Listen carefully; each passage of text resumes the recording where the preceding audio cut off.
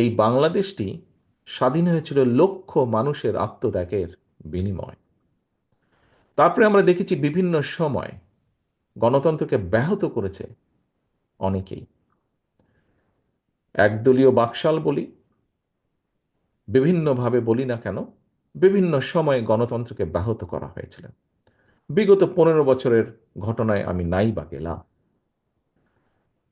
জুলাই আগস্টে জনতার যে অভ্যুত্থান, এই দেশের মানুষের, জনগণের রাজনৈতিক দলগুলোর সাথে জনগণের সমর্থন ছিল বলেই সম্ভব হয়েছে পলাতক স্বৈরাচারের মতন একজন মাফিয়া স্বৈরাচারকে এই দেশ থেকে বিতাড়িত করতে সক্ষম হয়েছে সকলে মিলে।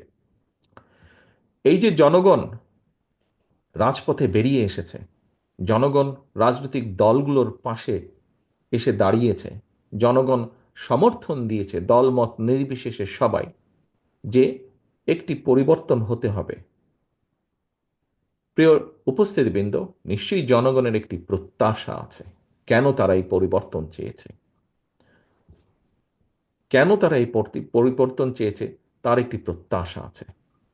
অ্যাম্বুলেন্সের ঘটনাটা দিয়ে আমি মনে করি জনগণের প্রত্যাশা হচ্ছে যে আমরা রাজনৈতিক দল যারা, আমরা জনগণের জন্য এই রকম কাজগুলো করা শুরু করব।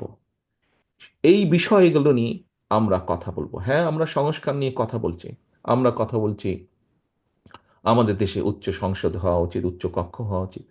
আমরা কথা বলছি কার মেয়াদকাল কতটুকু হওয়া উচিত। আমরা কথা বলছি কতটুকু সংসদের ক্ষমতা থাকা উচিত, কতটুকু গণপরিষদের কি হওয়া উচিত। বিভিন্ন বিষয়ে কথা বলছি। আমরা কথা বলছি একজন ব্যক্তি কতবার কি নির্বাচিত হতে পারে। আমরা কথা বলছি কার মধ্যে ক্ষমতা বাড়বে, কার ক্ষমতা কমবে, এসব বিষয় নিয়ে। কিন্তু দিন শেষে যারা আমাদের রাজনীতির সবচেয়ে বড় পুঁজি, আমরা যে বিষয়গুলো নিয়ে আলোচনা করছি, সংস্কারের যেই বিষয়গুলো নিয়ে মিডিয়া গরম, সেই বিষয়গুলোর কোনো রকম পরিবর্তন হলে প্রত্যক্ষ বা পরোক্ষভাবে হয়তো রাজনৈতিক দলগুলো উপকৃত হবে, রাজনীতিবিদরা উপকৃত হবেন হয়তো, বা পরিবর্তন হতে পারে রাজনীতির কিছু কিছু।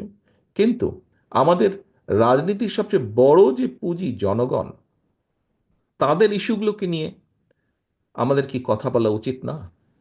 তাদের ইস্যুগুলোকে নিয়ে আমাদের কি চিন্তা ভাবনা করা উচিত না? অবশ্যই উচিত। কারণ এটি হচ্ছে আমাদের রাজনীতি, তারাই আমাদের রাজনীতির সবচেয়ে বড় পুঁজি, জনগণ। জনগণ নিশ্চয়ই বাংলাদেশের ইউকের জনগণ যেরকম জানতে চায়, নিশ্চয়ই বাংলাদেশের জনগণ জানতে চায় হঠাৎ এমার্জেন্সিতে কতক্ষণ তাকে অপেক্ষা করতে হবে অ্যাম্বুলেন্সের জন্য।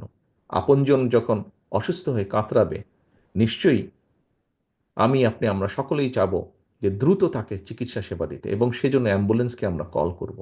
সে অ্যাম্বুলেন্সটি দ্রুত যাতে আসতে পারে, দ্রুত যাতে আপনজনকে নিয়ে চিকিৎসকের কাছে চলে পৌঁছে যেতে পারে।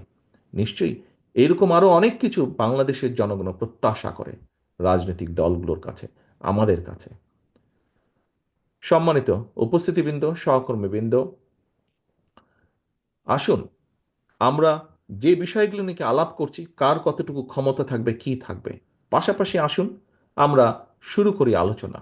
জনগণের যে প্রত্যাশা, জনগণের যে চাওয়া, তাদের যে মূল লক্ষ্য বা উদ্দেশ্য, বা জনগণের যেই ডিমান্ডগুলো, সেইগুলো আমরা কি করব।